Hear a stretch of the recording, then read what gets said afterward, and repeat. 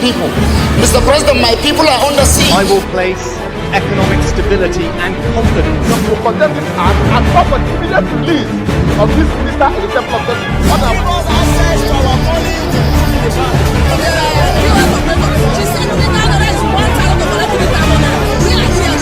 As always said, there are two sets of people, the oppressors and the oppressed. And in between are the cowards and the hypocrites. Which are you? No matter how tough the challenge, how high the obstacles, we always overcome. Welcome back and thank you for staying with us. Joining me on Open Conversation this morning is Dr. Henry Bassey, an educationist, a writer and public affairs analyst. Good morning, Dr. Henry, and welcome. Good morning. And on to the story. Edo State House of Assembly has summoned Ego constituency lawmaker Honorable Natasha Irobosa to appear before its Ethics and Privileges Committee within 1 week over alleged misconduct. The move follows growing controversy surrounding her association with music star Innocent Tubaba Idibia, which the Speaker, Blessing Abubakar, has said brought embarrassment to the Assembly. The summons comes amid a wave of troubling viral videos involving Tubaba. Clips circulating online showed a heated exchange between the singer and Natasha during an Instagram live session with Daddy Freeze, as well as a separate video of the music icon being handcuffed by UK police, raising public concern. Former members of his management claim internal disruptions derailed major international projects, including planned tours and stadium concerts.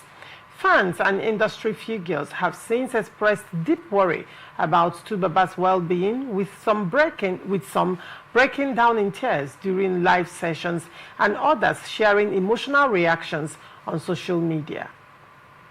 As the situation unfolds, both the Assembly's investigation into Natasha and concerns over Tubaba's personal struggles continue to generate public attention.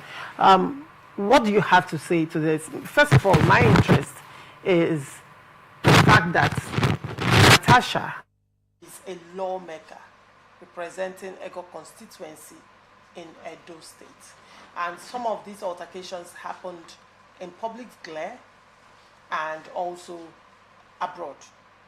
And one would say that speaks a lot about the actions of our lawmakers. He is representing a state, not just a constituency, but a state, and he is a politician, a lawmaker at that. That is my main focus in this particular discourse for today. What is your take on this whole drama and scandal that has been circulating around? Thank you. As you have rightly stated, Natasha is a lawmaker of repute, if I use that word. And our actions should be weighed before, she allowed that to, take place in the first instance, because whatever, she does will speak against or for her in the public space. So she should first of all look at that objectively, because I do not know the involvement, if you have any relationship with the music star Innocent Idibia. Nobody can prevent you from doing that. But aside from that, you have a huge responsibility. They are married. Okay. Yes, they are married. Yes, they are married. Well, there are two things here. She is a lawmaker representing a particular state constituency in Edo State. Yes. And so nobody will dive into a personal life with Innocent Idibia. But here, you have a duty for the people of Edo State. So that should be what she should be considered first before anything, because whatever she does right now will either mar or protect her image. That should be her thinking before anything. I know she is, married to a music star known all over Africa and even the entire globe. But then, who are you as a person? Someone who is reverend in terms of Nigerian politics. Someone who is a lawmaker making law for the people. So there are actions you will take. The people will say, no. This shouldn't come, from somebody of your magnitude. So that should be our priority within all of these sagas, so that our image will not be dented. Now, when we speak about her image, one would say to a large extent, probably it goes beyond her image as a person. But this right now is the image of Ego constituency. This is the image of Nigeria, particularly those states in particular, especially outside the shores of the country. So now, you know, the story went, there was one of a video circulating with Two-Face Idibia being handcuffed. And the stories have been all over social media that she called the police on her husband. And that was basically 37 days after their wedding or so. And that happened abroad. Now, what that does to her marriage, I am not delving into her marriage. That is not the topic. That is for soft conversation. But what that does to the image of the country, the scandal will be different if she's not a lawmaker, genuinely. And probably the scandal will be different if it is not the person of Two-Face Idibia, right? But we are talking about someone who makes laws for people, who ordinarily should understand what it means to be lawless. One of the outbursts I watched online, what happened in an airport. One would say, how? And, you know, they screaming and all of that. I was like, how is this woman a lawmaker? I am not talking about the provocation here, right? The conduct. I am looking at the conduct, not the provocation. Because one would say you should be able to carry yourself with the respect and dignity that comes with your office.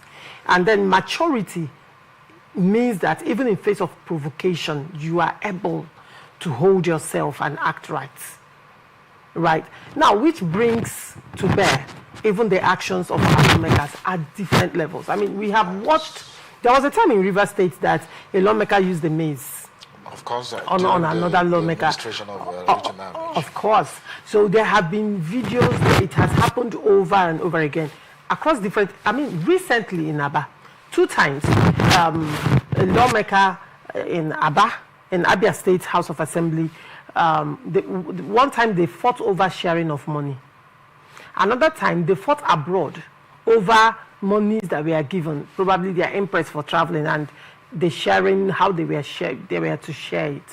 And the recent one, I think that was I saw that about 2 weeks ago, where a lawmaker stabbed another with a bottle. Exactly. These are the actions of lawmakers in Nigeria, and it's concerning. It's concerning. Isn't that says a lot about us as a people, because I mean they are products of the society, don't you agree? Of course, I do. You see, decorum is expected from any officials of the government, whether elected or appointed, so that your actions should be different when you are living a private life and when you've not come into the political sphere. Your life should be different when you come into the political sphere. Now, it goes beyond seeing these people when living their private life and when you come into the government cycle. How do you behave when you come into the government cycle, especially when it comes to the issue of lawmaking? Now, you talked about somebody stabbing another lawmaker in Abia State. I mean, it happened here in River State where a fellow lawmaker uses mace against another lawmaker. It was everywhere. But you see, until we started enforcing discipline on government officials, this thing will not stop anytime soon. Now, why do I say so? Now, if in the case of all of these, the Ethics and Privileges Committee of the Edo State House of Assembly, after all investigation, discovered that her actions is against the tenets of, you know, the rules that governs Edo State House of Assembly, she should be punished to serve as deterrent to other lawmakers. How many lawmakers have you seen punished over misconduct, whether within the house or outside the house? Secondly, how many politicians or political appointees have you seen lose their jobs over misconduct? And this... Can you remind me of one? I've not seen one. All right. I've not seen one. And that is why it's a serious concern. Because we can't living in this deceitful nature. It's like deceiving oneself. You can deceive 1, 2, 3, 4 persons. But what about your very self? Can you deceive yourself? It is you that when you look at yourself at the mirror, that is you. And that is me when I look at myself at the mirror. That is who I am. So looking at all of this, so without discipline, we will go nowhere. We will keep embarrassing ourselves. And you see, I said some times ago in one of these platforms that if you look at those who are lawless, so to say, it happened mostly amongst the politicians. And they will tell you, go to any land. Go to court. Of course. Go to court. Of course, they will tell you to go to court. That there's nothing you can do. And of course, if you go to court, you know that you cannot get justice out of it. But this is very tarnishing. It both tarnishing the image of the person and that of the country. Because no matter what, they will not say this person is from a particular constituency in Edo State. They will say this is a Nigerian, for God's sake. And it speaks a lot of negative things about Nigerians outside the shore of this country. Now, how do we curb this? Is to begin to enforce discipline, especially to the government officials. If it happens that the person should be shown the way out, please, that should happen, so that we begin to sanitize the system against this embargo that is taking us backward. How could that be? You understood your position as a lawmaker. See, I don't know whether they understand who they are first. Who they are. As an embodiment of lawmaking, you make the law for the people. And you go out there to stage manage whatever. I mean, no matter how that anger burns, you should be able to manage it, maintain, try to allow that nature of decorum to control your actions. I think that could have been a better way to manage that. Our lawmakers, do they even go through certain trainings before they assume office? And probably in the course of their office, they keep going for training, probably character molding training. Social responsibility training, trainings on public relations, training on image management. Yes. Do they go through these important trainings? Do they even understand the weight of what it means to be a lawmaker in a country? Whether you are a councillor, you are making laws for the local government, or you are an assembly member, you are making law for the state, or you are a senator or a House of Rep member. Because, our lawmakers, the kind of embarrassment I watch online sometimes, and you never see any of them much later come out to take responsibility or even apologize for the embarrassment that has been caused the constituency, the local government, the state, or the nation, as it were. You see, these people spend so much money on training and retraining. But I do not know whether this training is just for them to go there and laugh at themselves. We don't know the content of this training. That is true. That is true. That is very true. Because they spend so much money on that aspect. Sometimes they go out, out the shore of this country, sometimes in US, France, and any of these developed countries. But the question here is, what do they, come up or, learn at the end of the day?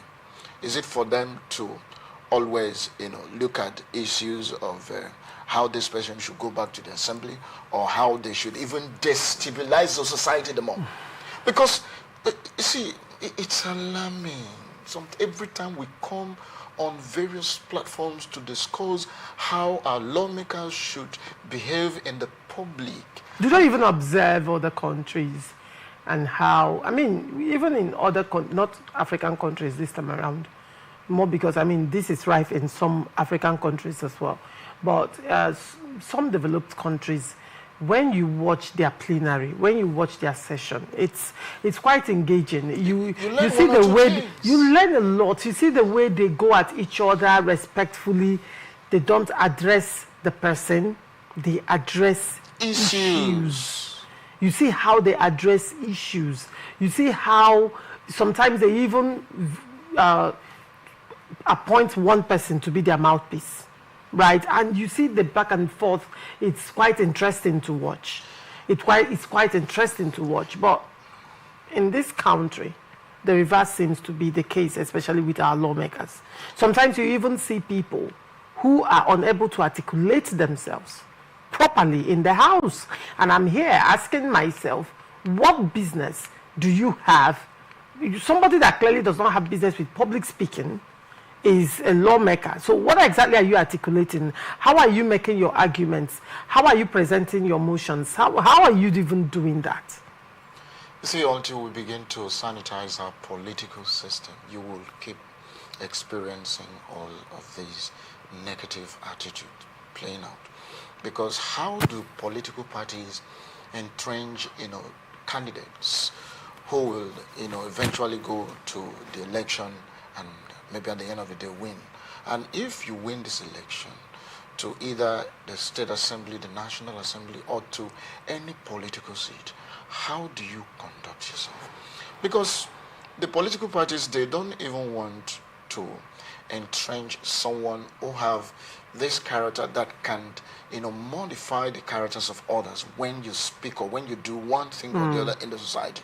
They want to entrench someone whose behavior stinks, so that the moment you appear and talk anyhow, they say this man has a lot of sagacity. Yes, sir. Capacity. They will say he has a lot of trouble in his stomach. Come on.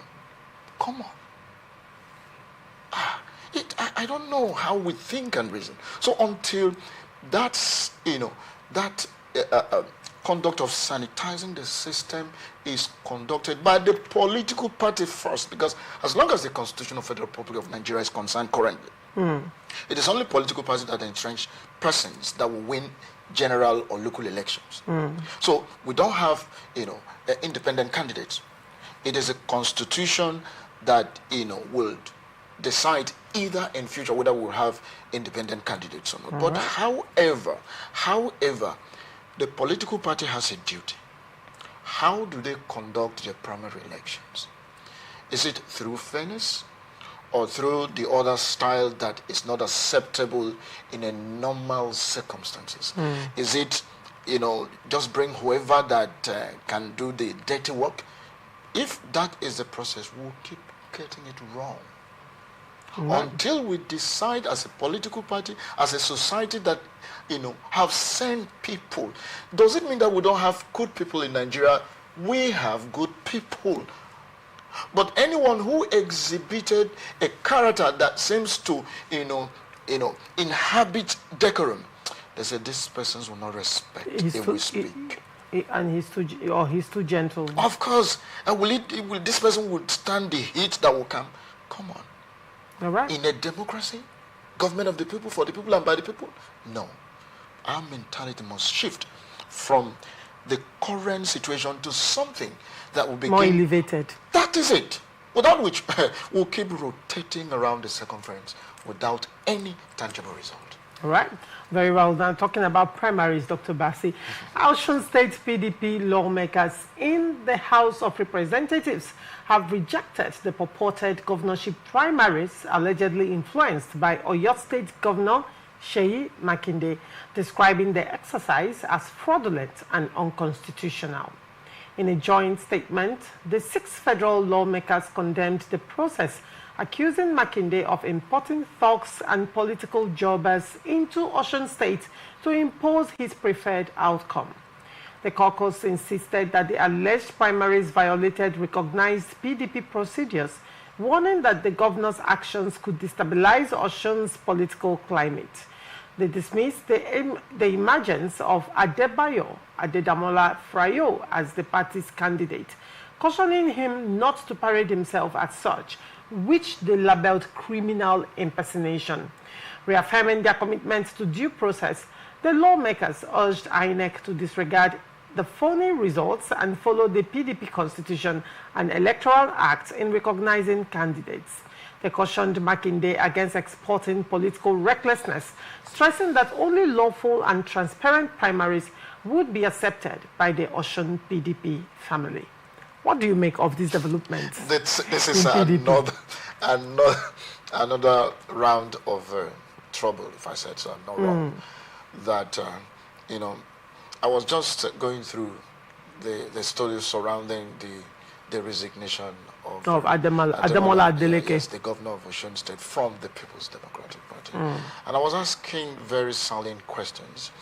What does this signal? It signals failure. That's the truth. Let's tell ourselves. On the part of the PDP? On the part, yes, on the part. It signals failure, total collapse on the side of the political party. Now, when you look at all of it, does it mean that a family that have problem cannot look for possible avenue to resolve this problem without more trouble? Because this is not how we know PDP as a political party. From 1999, when they held sway the government at the center for over 16 years in this country. This is how we know this political party. Doesn't mean that they've allowed things that shouldn't have been seen in the political party to take over the entire system of the political party and then render the political party helpless. Because as it stands now, it's like PDP does not even have a solution to the problems. It's like the problem is coming from too many fronts, coming from the back, from the front, from all angles. Does it mean that they don't have people that reason the way a normal human being should reason and think of a possible way of resolving this problem? I do not understand the position of the Oyo State governor as it concerns politics of Osun State, because I do know that it's not a governor of two states, it's just a governor of a state that is Oyo State. You should allow the PDP in Osun State to organize their primaries within themselves, no matter the exit of the governor from the political party. You should allow them to do it. Now, the PDP at the national level, the Turaki faction is saying that they have not received any official resignation letter from the Osun State Governor, Ademola Adeleke. That's what they're saying. However, Adeleke's aide has come out to say that the governor has resigned from the party and is presently making consultations to know the next party to pitch his tent with. And that is what is on ground, right? And shortly after that, in fact, recall that, first of all, the primaries was postponed on the said day, I think December 2nd, that the primary was supposed to hold. It was postponed. And shortly after that postponement, the governor resigned from the party. And the aide said he's making consultations. And then the factional National Working Committee led by Turaki during his press conference said that he has not received, the party has not received any official resignation letter from Ademola Adeleke, which means that the governor of Osun State is still a member of the party, correct? And while that was going on, shortly after the postponement, they went ahead, a faction, because PDP in Osun State has a faction, that the same faction that postponed that primaries went and did primaries, and then this man they called for you now came up as the candidate. And when I read that story, I found it very interesting. How come that this primaries was postponed and shortly in less than 48 hours, for whatever reason that made you postpone that primary, suddenly they postponed it citing leadership crisis at the national level? How is it possible that primaries was postponed citing leadership crisis at the national level, and then suddenly the same primaries still went ahead and missed the leadership crisis? Make it make sense to me, because I'm confused. They say the house that divides against itself cannot stand, and that is what the PDP is suffering from at the moment. And also, the letter that is seen in the public space as it regards the resignation of the Governor Adeleke, from the party, dated 4th of November. So if you look at it, that it's just 1 month today, if I'm not wrong, 1 month today. Now, if somebody, has resigned from a political party he was a member, now, since on the 4th of November, then why did he buy the PDP primary? Why did he buy the PDP GUBA form? Why did he fill that form and submit to the party.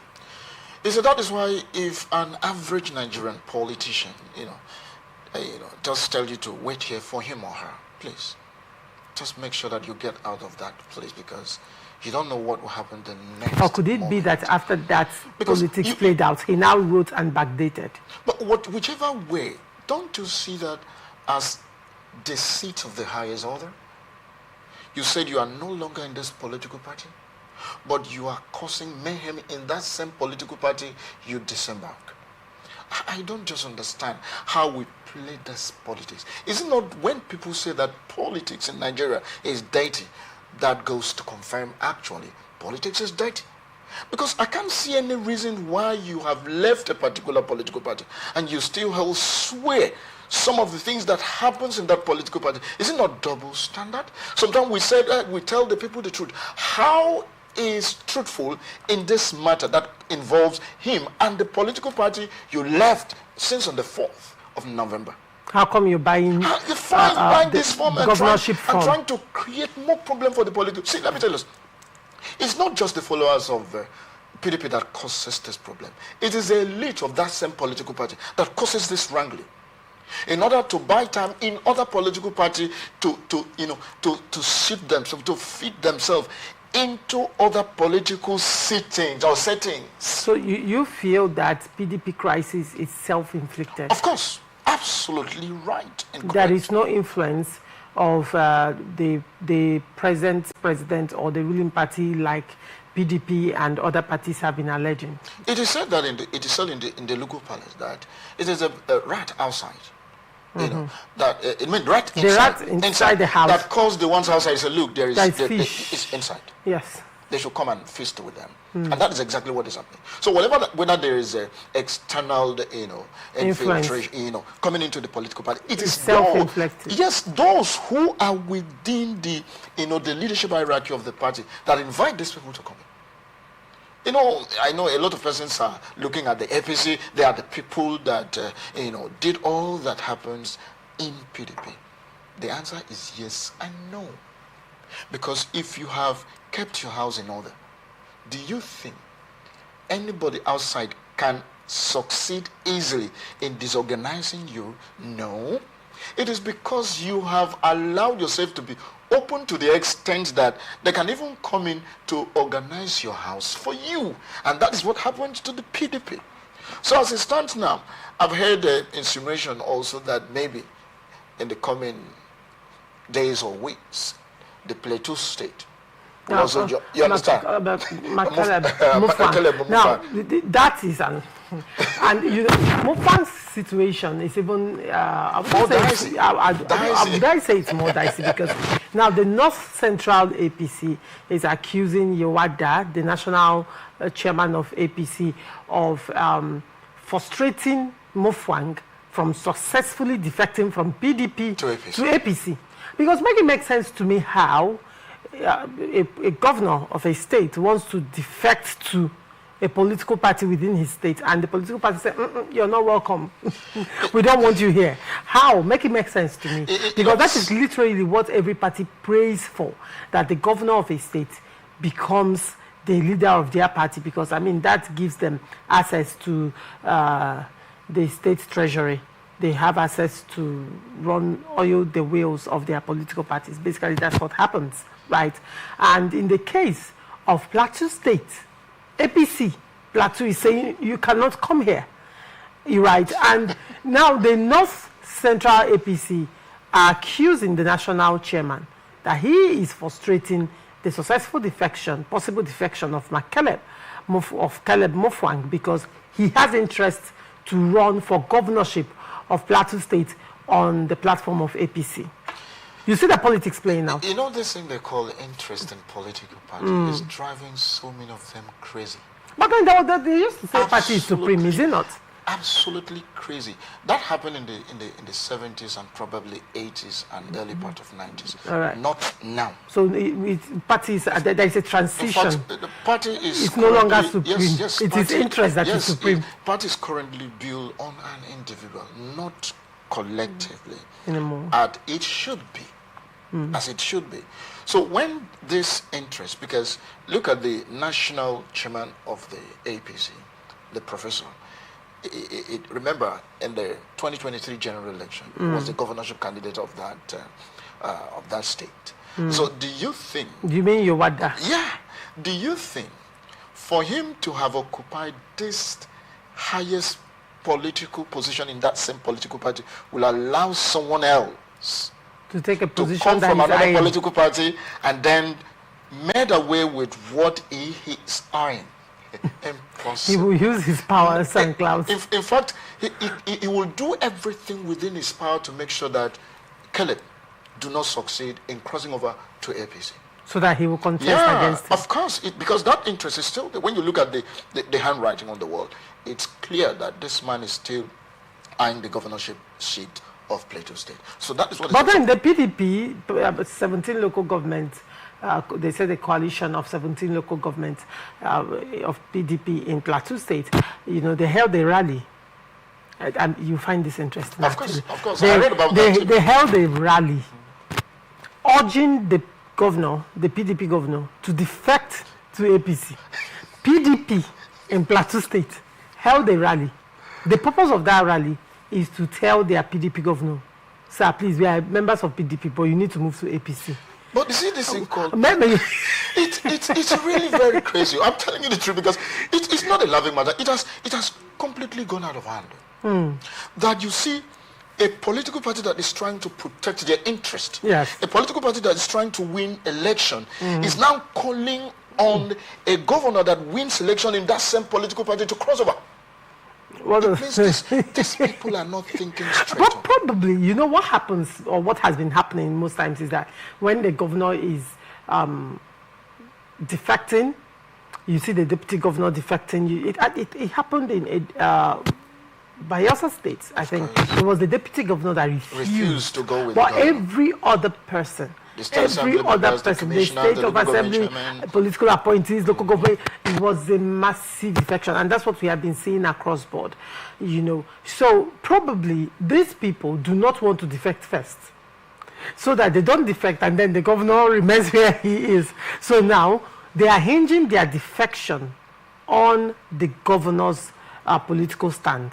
So probably if the governor refuses to go to APC and moves to, let's say, AA, they will definitely defect with the governor. And which brings us to another perspective in the whole political ecosystem in Nigeria and how it's evolving. People appear not to have a mind of their own anymore. It is all about if this is the person you're loyal to. Their loyalty is not to the party, but the individual. So whoever is paying the piper plays the tune, not just in political parties, but in political structure, as it were. And that's why you always hear politicians say, I need to oil my structure. You see, you said something very interesting and dynamic when it comes to, party activities in this part of the world. Now, look at this. When the state executive, that is a governor, is the sole sponsor of any election in the state, what do you think? It is said constitutionally that, our elections are sponsored by the political party. That is constitutionally. But in terms of reality, that is not the truth. Because do you know that the election in this dispensation has to do with money bags? And so if you don't have as much as billions or even trillion and willing to spend it, you can run any election successfully in this country, because money will be changing hands from one place to another and all of that. And so that is why you see these persons keep maintaining this blind loyalty year in and out, because they see politics as a means of survival. They do not see politics as a means of rendering services and changing the society from poor to development. They don't see it that way. So they saw it as survival. And as a result of that, they will keep polarizing the system to make sure that their interest is ever protected. But that will always prevent us from developing as a country to where we want to be. Because no country that wants to move from point A to B and still remain at the cradle and you think that you are developing, you are deceiving yourself. And that is what you are seeing. Until politics is seen as a basis of service, until politics is seen as an avenue to render that which the humanity deserves, then what you are seeing in Nigeria will continue unless one person amongst this rascal movement will say enough of this nonsense. That is when it will stop. Otherwise, even sitting with somebody today and discuss about Nigerian politics, so don't worry, let them do their own. When I have opportunity, I will do what? Hello? That's the mentality. That is it's national cake. That is it. So people are just going there to take as much as they can. Until there is no more patriotism. Nothing. Right? Nothing. It's alarming, seriously. Completely alarming. All right. Moving forward, Senate on Wednesday confirmed former Chief of Defense Staff, General Christopher Musa, as Defense Minister after a tense and emotionally charged screening session. What began as a routine take a bow and go procedure quickly escalated into sharp questioning as lawmakers demanded explanations for recent security failures, including the KB school abduction and the kidnapping of Brigadier General Oba. Senate President Godswill Akpabio led the interrogation, insisting that Nigerians deserved answers about why soldiers withdrew shortly before the KB attack and how a senior officer was abducted without adequate protection. The intense exchanges halted attempts to ease Musa through the screening, forcing the chamber repeatedly into calls for order. Responding, Musa described the incidents as painful and unacceptable, promising full investigations and consequences for any lapses within the armed forces. He emphasized that Nigeria's security challenges require collective effort beyond the military and called for stronger border control, improved regional cooperation, renewed safe school measures, and a crackdown on terrorist funding sources, including illegal mining. Dr. Bassi, I mean, what is your, first of all, before I even say anything, what is your take on this? Congratulations to him because he has scaled through the hurdles in the National Assembly. He's now Minister of Defense designate until he's being sworn in by the President. But looking at the activities playing out in the National Assembly, for me, I have a dream to see the Nigerian Parliament, doing what is expected of them at any given time, no matter who is involved. That is the beauty of Parliament. Than the usual, please just bow and go. And it does not in any way, for me, since it does not result to fighting, it was just about asking the relevant and necessary questions as it regards security. For me, that is the right thing. So the issue of bow and go, for me, they should stop exercising that because it really weakened the institution credibility. That somebody will think that, look, when you go there, this is what you will get. At the end of the day, you end up getting nothing out of it. So for me, security is the problem that Nigeria is facing at the moment.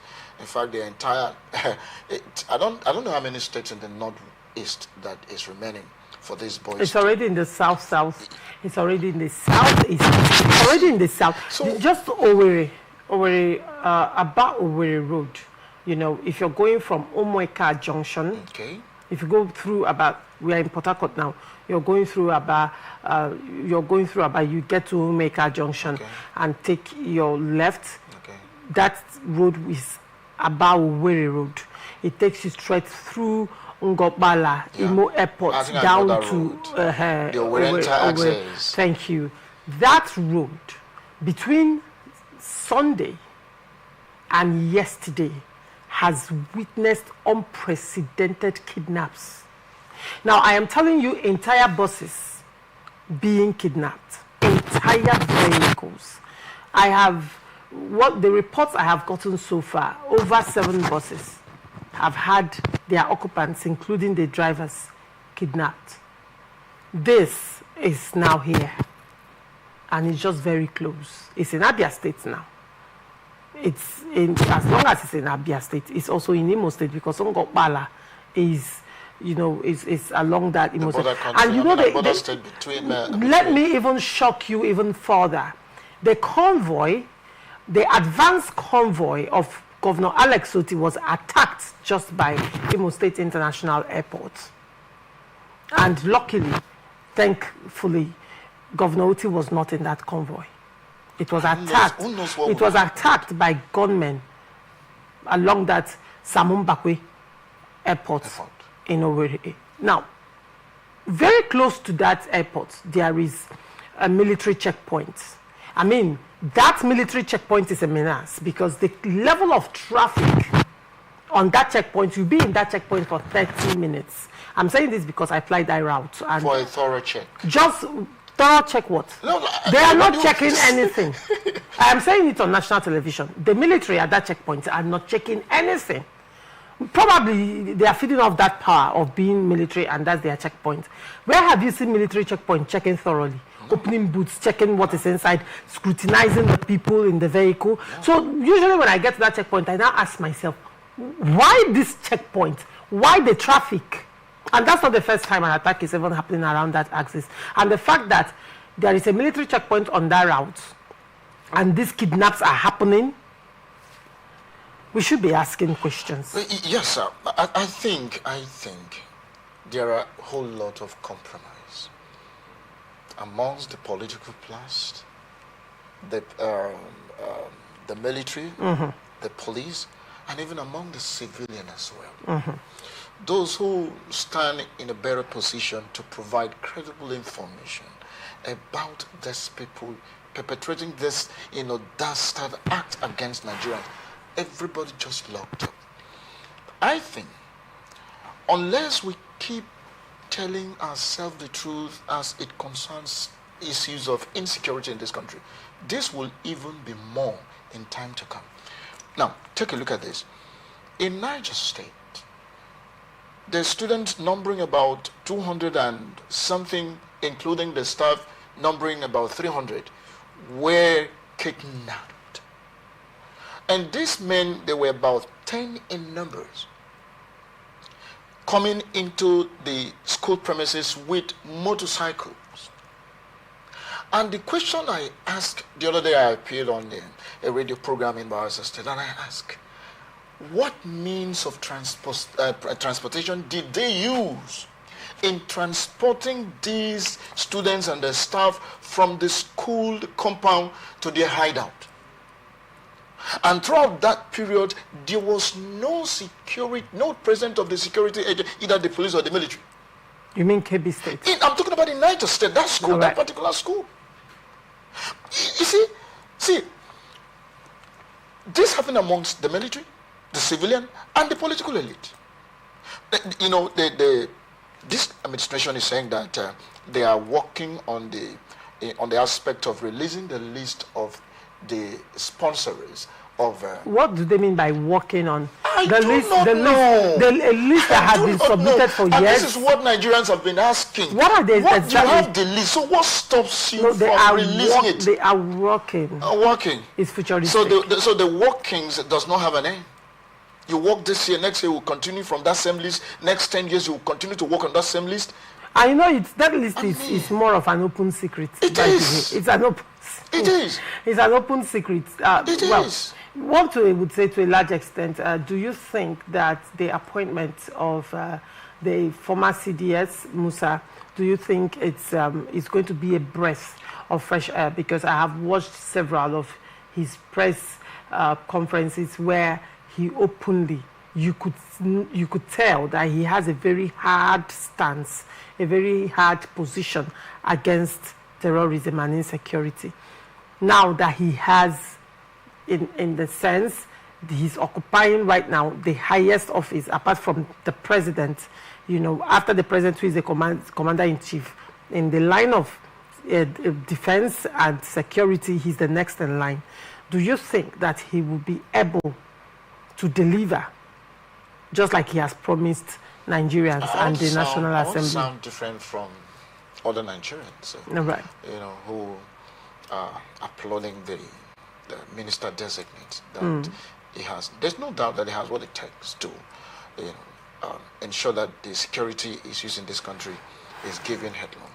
But I want to sound very different. Right. How do I mean by that?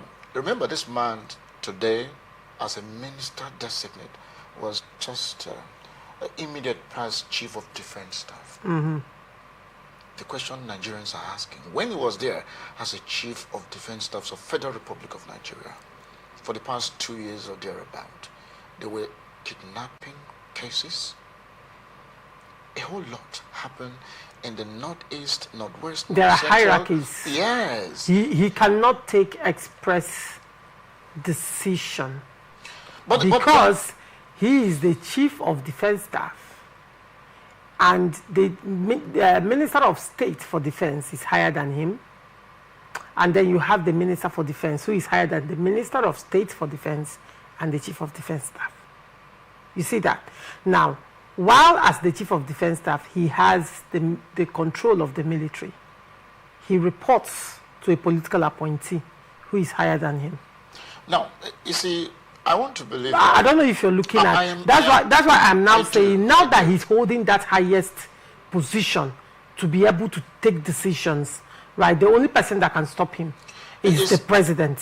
Do you think that we should expect something different? So that's what I'm saying. I'm sound. You're very pessimistic. I'm telling you. So, see, if you are a chief of defense staff of Federal Republic of Nigeria, which you can also receive direct command from the president or presidency to act on a certain issue, and you couldn't act to save Nigeria from this embarrassment, do you think now, because it's no longer a military man on uniform, but out of uniform, it's a civilian. fine. Now it will involve politics as well into whatever he's doing. Remember, he might not be a member of any political party, but he has been drafted into Nigerian political family to think and reason like an average Nigerian politician. Being a political appointee. That is it. So that is my line of thought. That is my reaction, point. Right. Now, if he sees himself as that, he will do nothing or little or nothing. Right. But if he sees himself as, one who would prefer the right solution to because Nigeria has a problem of insecurity currently. So, who can take us out from this national embarrassment? But having taken a look at every other person that has been in limelight, held political appointment or military appointment and all of that, within the past few years till now, don't you think, or do you think that Musa will be able to make a difference, considering that his body language, his speech so far, particularly when it comes to terrorism, has been a very refreshing diversion from the rhetorics we've been hearing over time?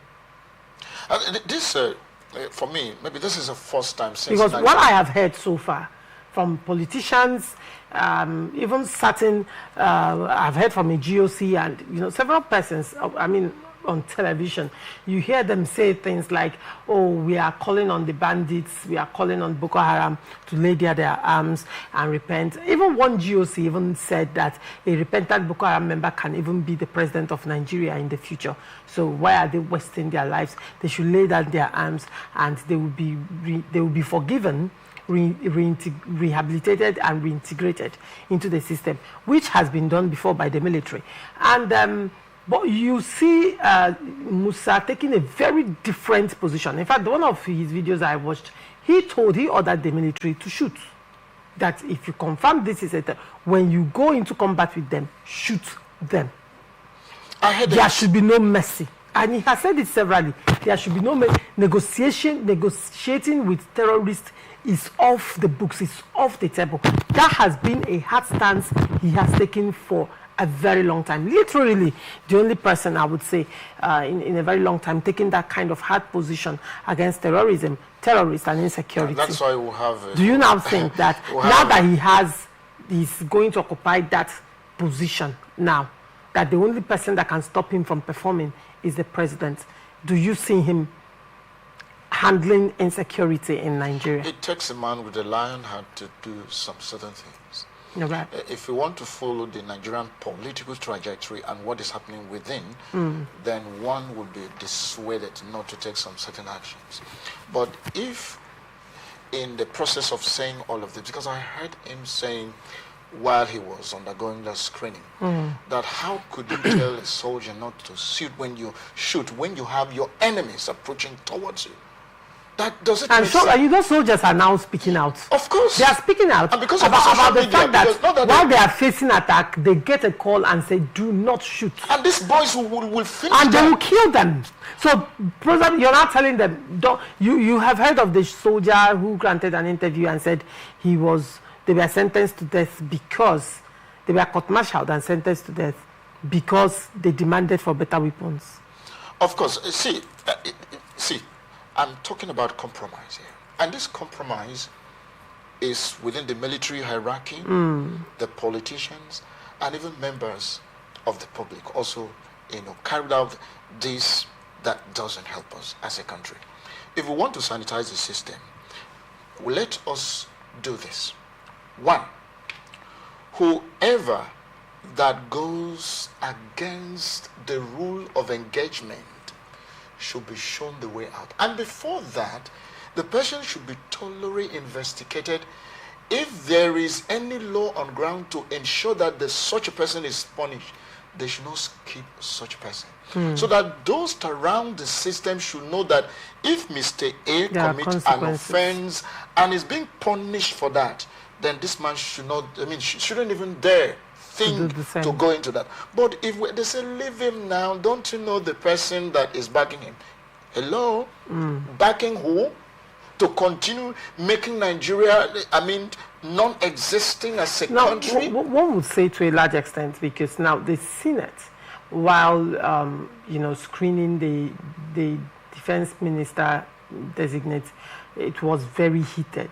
And while I was watching that, what was going through my head is, what has the Senate done so far to make laws to tighten the noose on the necks of any possible culprit? I think the only thing that they have been pushing for so far is if someone is caught as a kidnapper, is convicted, conviction for kidnapping will be death sentence. Capital punishment. Capital punishment. That is what I have seen so far. But has it been passed into law? Not yet.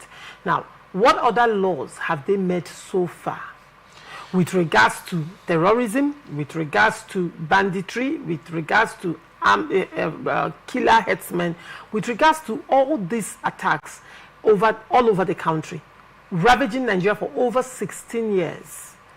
We are talking about from about the 7th Senate to the 10th Senate. What laws have been made to tighten, tough laws around insecurity, robbery, banditry, and all of that? I have not heard any. The fastest and the quickest law in the history of Nigeria made by the Senate is changing the national anthem. How many days did they take? It wasn't just a day. It was on the hours. Just hours. The fast. fastest law in the history of Nigeria is the most irrelevant law with regards to the current reality of the Nigerian country, and that is changing our national anthem to an anthem that was prepared by a colonial master and handed over to us. And you still go back to that. And and after the national anthem was changed, and we are now singing Nigeria, we healthy. What has changed? Nigeria has gotten in terms of insecurity from bad to worse. We are no longer in purgatory. We are now in the bottomless pit with hellfire, sulfur and brimstone. And that has been the fastest. One would say the selective activities of the National Assembly is a cause for concern.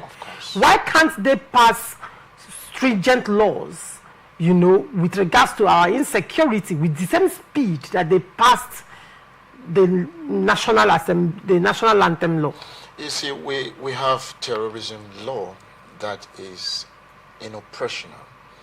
When you signed say into- operational, what do you mean exactly? what I mean by operational is that because any law that is being signed into law by the president after being, carried out the whatever processes by the National Assembly and signed into law by the president of the country, it's a law, and that's what It can be a law, but not operational. It's a law. Now, why do I use the word operational? Any law that is being signed is an operational. It's now left in the hands of the implementers to ensure that this law is put to use. Now, it was the former president, now late, President Buhari, that signs that into law. The question here is, does that law has any effect? The answer is no. So what we can It's say no. in Christian Palace is the logo, not the Rema. Do you know that Nigeria has law more than any country in the surface of this world? Nigeria. We have laws upon laws, but we do not respect, even the parliamentarians do not even respect these laws that they have enacted. Then how do you expect an ordinary man or woman in the street to respect and abide by this law you have made? So let me tell you, they said that action speaks louder than words. Until these people, have you seen how they behave on the road when they go with their convoy? They do not respect traffic rules or law. They drive recklessly. In fact, they will drive one way, and if you do not see them, run you off the road. Of course, they will say, "Go to hell and burn to ashes." They don't care. Is it the people that will make laws that will be kept and respected by Nigerians? Until we change from the usual way of doing things, we will still stand and report and make the same comments and complaints every time. Because it's not helping us at all. Sometimes somebody might see me as being, I'm not trying to be emotional here, but sometimes Nigerians matter calls for being emotional as well. Because when you look at an average Nigerian who wakes up in the morning, goes to his place of assignment, and things will be done haphazardly, zigzagly, and the same person was saying to have respect laws. I do not know where we are heading to with this attitude, beginning from those we call our lawmakers, from the national to the local level. See, if we don't change from this attitude, from this mentality, from this behavior, we're still running around the circumference and thinking that, okay, yesterday I heard some person say, Nigeria is making progress. In which area are we making progress as a country? In which area are we making progress? Is it economical? Is it educational? Is it health-wise? Is it, where are we making this progress? Because insecurity is the Nigerian problem at the moment. So I want to charge this man, join the rest of the Nigerian, to charge the new defense ministry, who is now at the helm of affairs. Very soon now, either today, I don't know whether the president is even preparing to swear him in. Please, Nigeria has a problem, and that problem is insecurity. Please, can you fix this for us? Even, don't mind stepping into tolls. Who are they? Are they greater than the 250 million Nigerians? I think to a large extent, he will have to step on very powerful tools. Let him step on them in order to and help Nigeria. If he must fight insecurity, it will be better for him to step on toes and help this country and salvage this country out of this quagmire that we found ourselves. And the president as well should give him the free rein. Of course, don't allow politics to attach into this. The president should give him the free rein. That is what to we are step on praying those for. toes. Of course. And also ensure that he is properly, him and his family, they are protected. That as well. While stepping on powerful tools. Of course. Because we should expect that there may be consequences. Of course. Right. Absolutely. Now, you just said, CDS Musa, the Chief of Staff incoming, congratulations to him, General Christopher Musa retired. Right. The expectations are high. Very high, very the expectations, genuinely Nigerians love this man. Absolutely. I am among the people, I am not even hiding it. I am among the people that loves retired General Christopher Musa, and I genuinely pray for him. And I am praying that God will give him the foresight, the strength and the wisdom, to you do know, the and a spine of steel, a face of fleet, and a heart of lion to do what he needs to do. To take us out from this mess, and because I also pray the president to, give him all the backing and all the support that he will need, and stand down people that will want to play politics with the lives of Nigerians. As well as the Senate to quickly, with the speed with which they passed the national anthem law, yes, the national anthem law, with that the same speed that they passed the national anthem law, they should please make laws that will protect lives and properties. I mean, whatever security law that we have right now should be reviewed. There should be very strong punishment for sponsors of terrorism. Of course. And not just that, we want to see successful prosecution. A terrorist was caught and prosecuted by DSS on account of terrorism. Let me shock you. That terrorist was sentenced to 20 years in imprisonment. 20 years. Meanwhile, under Nigerian law, Terrorism Act carries the death sentence. Nnamdi Kanu got life imprisonment as against the death sentence because Justice Omotosho said that God has touched his heart. And while Nnamdi Kanu got life imprisonment for self-determination, someone somewhere, a bandit, a known one, with havoc in this country, with evidence, everything taken before the court, prosecuted by the DSS. The person got what I would call a minimum sentencing of 20 years. And tomorrow you will come and what that means is that the lives of Nigerians are in danger. We are not, hold on. We're in danger. The life of one Nigeria is not worth 1 year in prison. Of course. Right? Because how many people have this man killed? How many people has he masterminded operations of massacre and genocide against? And despite all that killing and successful prosecution by the DSS, this young man gets 20 years imprisonment, which means the lives of Nigerians are worth nothing. Nothing. But we also have the case of Sunday Jackson, who killed a killer bandit or killer herdsman who came to attack him on his farmland with stab wounds. He got the death sentence for self-defense against a killer herdsman. And that's the country we find ourselves. A herdsman who faced terrorism charge was charged on the account of terrorism, not manslaughter. Of course. Terrorism. Got 20, which is capital punishment. Got 22 years in prison. I mean, 20 years, not 20 years. What a country! What a country! And this is where we will also call on the judiciary to be non-political and not biased and do the right thing. Nigeria needs all arms of government to function at this point without bias. I am believing that the president appointing retired General Christopher Musa as the defense minister is a step in the right direction. And that if we are to go by that body language, by this appointment, we will now say probably the president is now ready to fight terrorism and probably wants to. Yes, going by this particular appointment, we are not having a defense minister that is saying bandits should lay down their weapons and come for negotiation. Do you know that in time past we've also poured a lot of acronym in someone's, maybe was it in defense?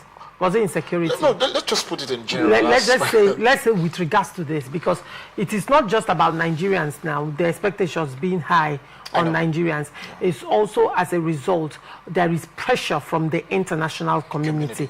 The eyes of the world and international politics, international media, everything is on Nigeria. The load that the defense minister is carrying is a very heavy one, and he just has to deliver.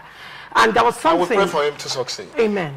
Pray for him to succeed. I am going to say amen for the first time publicly. And that also reminds me, before we round up this program, a lawmaker said something that I find very striking, and I feel that should be implemented across board in subsequent screenings moving forward. If possible, the Senate should pass this into law. Let it be a modus operandi in screening and appointment and engagement of political appointees. When he was talking, addressing the retired General Christopher Musa during his screening, he said that left for him, he would advise that his appointment be probationary for a period of 6 months, and then after 6 months there'll be a review to check if he even delivered or he is actually making improvements or delivering on the things. And I feel that should be actually employed. That will help Nigeria, political appointees will have no choice but to do the right thing when they are appointed, because they know they have a 6 months window.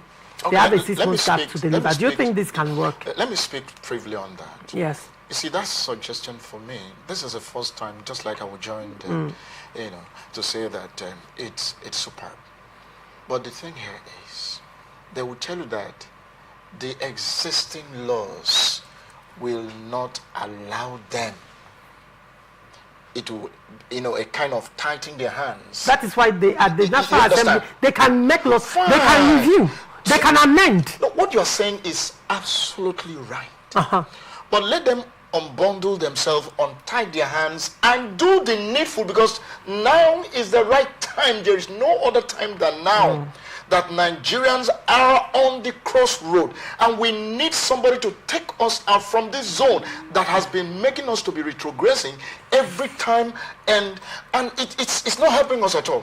So if they can put that into being a law and made it that, look, such sensitive positions like Ministry of Defense, so we know that you've gathered a whole lot of experience, but we want you to go and let us see what you can do, maybe for 6 months. And if you can't perform, we say, sir, with due respect, you are a general in the military, you are a retired general. Let's try another person. Let's try another person. Whether the person can take us out from this quagmire. I think not just this, but across board. Yes, in all ministries. In all ministries. In education, in health, in economy, all the... And even at that, not just look at their performance, also look at how their spending has been. Of course. Of course, now that will checkmate a lot of things. Royce that is not meant for public servants. Good. Thank you so much, Dr. Bassi. It's a pleasure having you today. Thank you for. I can see how passionately you're speaking, particularly on this issue of insecurity. No, it concerns everybody. It's actually very concerning. Thank you so much for coming. It's a pleasure having you. And thank you so much, our viewers, for always staying connected to us. And this is where we wrap it up on this episode of Open Conversation. We are open for sponsorship of the program, advert placements, news, events coverage, and commercials. Watch us live on our website, www.atlanticnetwork.tv. On Facebook and YouTube, Atlantic Television Network. On Avo TV and Niger TV, a Fastech TV platform, you can always watch us there. You can also connect with us on our ATN socials by subscribing, like, and share. Facebook and YouTube, Atlantic Television Network. Instagram and TikTok, Atlantic TV Network 1. And on X, Atlantic TV Net. Do not forget, peace and unity are the pathways to progress. Thank you for watching. I am Laurentia Ogu. Transition News comes up next. Do not go away.